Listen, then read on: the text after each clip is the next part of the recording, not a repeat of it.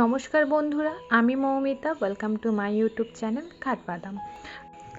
আজ আমি আপনাদের সাথে শেয়ার করতে চলেছি আমার খুবই পছন্দের এবং আমাদের বাড়িতে প্রায়শই হয়ে থাকা একটি রান্না, লাউ পাতার মধ্যে কুচো চিংড়ির পাতুরি। তো চলুন রেসিপিটা শুরু করা যাক। প্রথমেই আমি একটি পাত্রে কিছুটা পরিমাণ জল নিয়ে নিয়েছি, তাতে দিয়ে দেব 1 চামচ হলুদ আর একে একে সব লাউ পাতাগুলো এর মধ্যে 10 থেকে 12 মিনিট ভিজিয়ে রাখবো।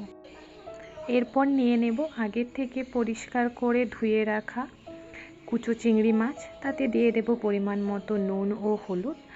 সঙ্গে নিয়ে নেব অনেকটা পরিমাণে পেঁয়াজ কুচি, তার সঙ্গে দিয়ে দেব প্রায় একটা টমেটোর কুচি, দিয়ে দেব 4 থেকে 5টা চেরা কাঁচা লঙ্কা, 1 চামচ পরিমাণ সর্ষের বাটা আর 1 চামচ পরিমাণ শুকনো লঙ্কার বাটা, দিয়ে দেব গোটা জিরে আর দেব 1 মুঠো পরিমাণ নারকেলের কুচি। এটা সম্পূর্ণ অপশনাল, আপনারা চাইলে স্কিপ করতে পারেন, তবে হ্যাঁ, চিংড়ি মাছের মধ্যে নারকেল কুচোটা বেশ ভালোই লাগে।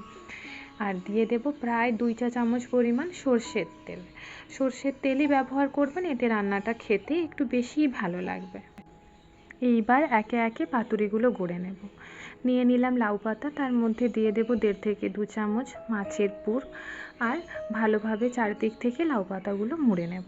দেখুন, আমি যেভাবে মুড়ছি ওইভাবে মুড়ে নিতে পারলে ভাজার সময় একটুও মাছের পুর বাইরে বেরোবে না। এরপর আমরা সুতো দিয়ে পাতুরিগুলোকে ভালোভাবে বেঁধে নেব।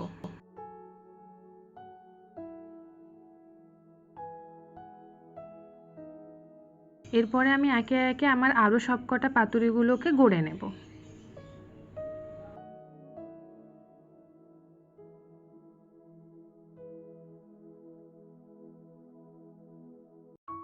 আর দেখুন, আমার এখানে সবকটা পাতুরি তৈরি করা হয়ে গেছে।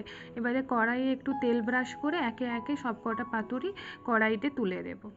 আর এটা প্রায় 10 মিনিট মতো ঢাকা দিয়ে রান্না করব। 10 মিনিট পরে ঢাকা খুলে এক এক করে সবকটা পাতুরি এপিট ওপিট করে উল্টে নেব।